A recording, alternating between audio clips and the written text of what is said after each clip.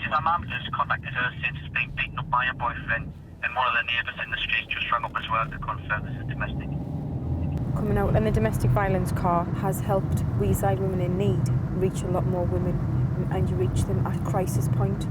We will attend incidents when they happen after the perpetrator's been removed and see what sort of support we can offer. And that could be anything from providing a mobile phone so that woman can contact the police if she needs to transporting her to someone else's address, or it could be that we look for refuge space. Go ahead.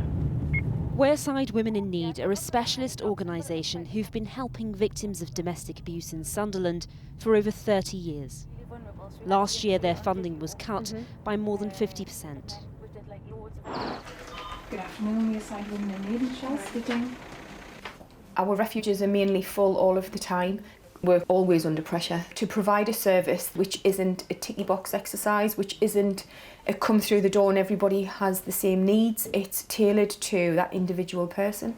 More and more though what we get is women with post-traumatic stress disorder, mental health issues, drug and alcohol issues, women who have sometimes lost their children because of the abuse. A&E's just rang us to see if we can go in and see someone who's been assaulted. We've just had a phone call. She's not on the database? No, so we don't know her. She's a new woman. Ah, right. She's in A&E, but she's got mental health problems and stuff. How old is got she? a lot of information. I think she's 61. Oh, so we're getting a lot of more older women now, you know. Cuts in funding have already forced Wearside Women in Need to close one of their refuges. Oh, it's just so frustrating because they haven't got a clue about domestic violence, the complexities. They think a slap is like domestic violence. A slap is a slap, it's an act of violence. But domestic violence is a pattern of behaviour. You know, there's lots of abuses intertwined. Gathering here for the house meeting now, everyone. So yeah, thank you for turning up, everybody. First off, we've got a new woman coming in with 5 children. Wow. What's going to happen is she's going to come into flat 1 and the 3 women in flat 1 are going to move up into flat 7.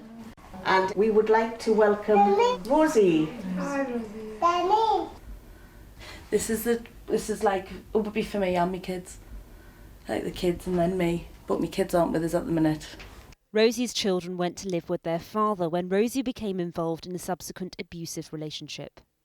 And these are all my pictures and me and my kids. And that's my 5 reasons why I fight each day. I got, well, a partner that wasn't very nice. And he hurt us bad. And said he could kill us, so they've moved us away. Beforehand, I just thought it was as normal. I think I clicked on that blow to the head. I've never felt ringing in my head like it. And I clicked on he could kill us and he does actually scare us now. What's your thing? Me, in my room most of the day. Rosie came to us fleeing her partner. There was lots of coping mechanisms that Rosie used to deal with the abuse. Eventually the children were removed from her. Rosie, this minute in time, is totally turning her life around so she can get her children back. She's had a clean drug test recently. She's doing the freedom program. She really gets it. She can acknowledge all of the tactics used by perpetrators of abuse. So this week, the freedom program is about the bully. Yeah? The bully is excellent at using his body language to intimidate us. Yeah, I've had that. Can you elaborate on that? Yep, I can elaborate on all of this. Accusing us of cheating. The stay. You better pack it in, I'm telling you, I'm warning you. You better pack it in, smashing both me tellies. Stop, you take the piss out me, go on, I dare you. You get me up with Rosie, I'm telling you now, it's the worst thing you would ever do in your life, so I'll torture you for the rest of your life. No, I just remember how scared I was. Last year, Northumbria Police received over 32,000 calls reporting incidents of domestic abuse. What time did that one come in? Domestic. Perpetrators of domestic violence don't just give up. He has invested a lot of energy into controlling that person's life. The police can't sit outside of a house 24 hours a day. And, you know, women are murdered by men. We supply data to the council. They know how many people we get referred in. We had 600 referrals just in the last quarter for outreach support. But if that's the case, why are services being cut? I can only explain that as women's and children's safety and well-being is not paramount. Thank you. They're on the street now, this male's assaulting the female. Looks like the female's possibly been knocked out.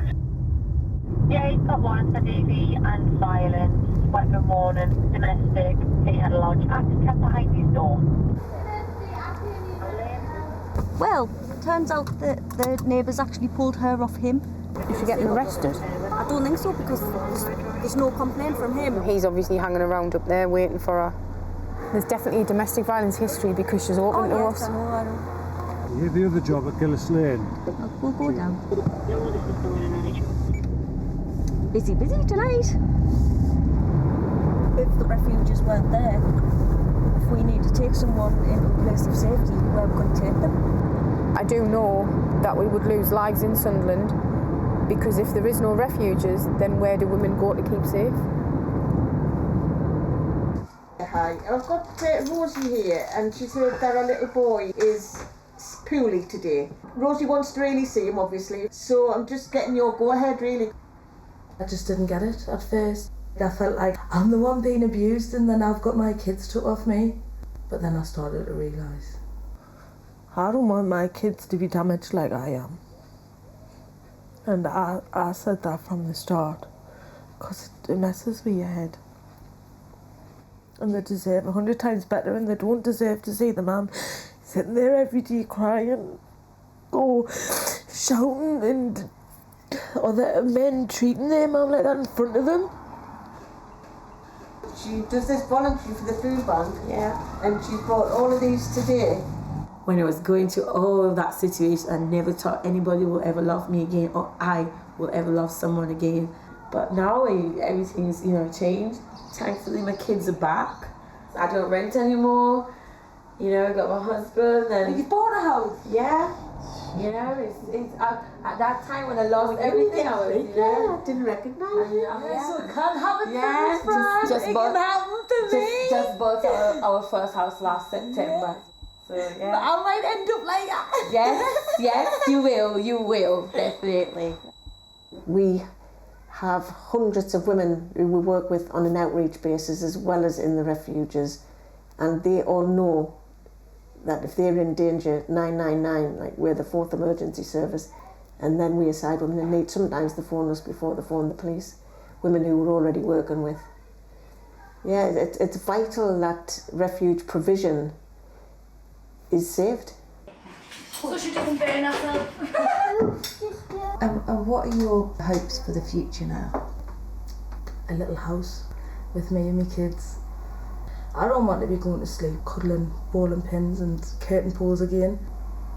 I'm not frightened myself of going, I'm frightened of what I'm going to leave behind. Yeah. Your kids? I don't want them growing up without a mummy, thinking mummy didn't care. In November last year, Rosie's ex-boyfriend was found guilty of criminal damage to property and 2 counts of assault by beating. He was sentenced to 20 weeks. Rosie's completed rehab and moved out of the refuge. She now has a job. Her children still live with their father and she sees them twice a week. Out of the 3 remaining refuges in Sunderland, 2 are under threat of closure due to cuts in funding. Well, earlier I spoke to the Labour MP Jess Phillips, who worked at Women's Aid before being elected, and I began by asking her what she thinks is the best way to fund refuges. Well, I mean, I think it should be a statutory requirement, just like the bins or vulnerable children's services, to fund these services. But it's all well and good saying that. If councils don't have the money, what are they going to do? So the national government needs to create a broad set of standards for specialist domestic abuse services that then can be put in place locally. And if that means national money coming to locally, ring-fence specifically for these things, as well as keeping refuges funded with housing benefit, as we have now fought and won for that, then that is what needs to happen. But the 2 things need to work more closely together. When you look at some of these cases, the ones we've just seen in our film, it's clear that lives are at risk here. Oh, absolutely. And I mean, on a single day, last year, 94 women were turned away from refuge and 90 children. This is people's lives. These are, as you saw in the film, these are people who are at risk of murder, and still 2 women every week are being murdered.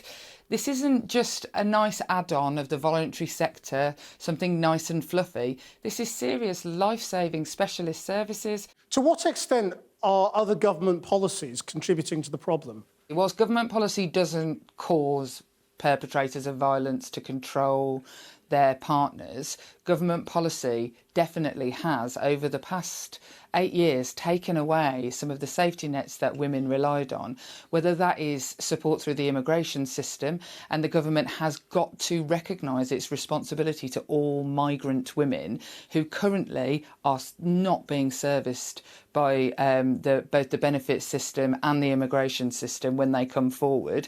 And we are currently, in my opinion and the experiences that I have seen, colluding with violent perpetrators because they're scared of being locked up with detention. Yeah, well, they're scared of being detained. I've had cases where women have rung the police, for example, for a threat to their life, a threat to kill them, and the woman herself has ended up in immigration detention. While you're with us, can I ask you about the other issue, obviously, that is gripping the Labour Party at the moment? Gordon Brown today has just stepped in and said that Jeremy Corbyn needs to act quickly on anti-Semitism and adopt the IHRA definition. Where do you think we stand today with regard to where Jeremy Corbyn is tackling this? What does he need to do? I feel deeply sad that I'm afraid that we're over the precipice and that we can't get goodwill back. We need to immediately say that we're going to adopt all aspects of the IHRA definition on anti-Semitism, but also we need to be acting sorry. We just need to be open and honest and say when we have made mistakes in the past and seek to rectify them in the future, because we have got to get over this.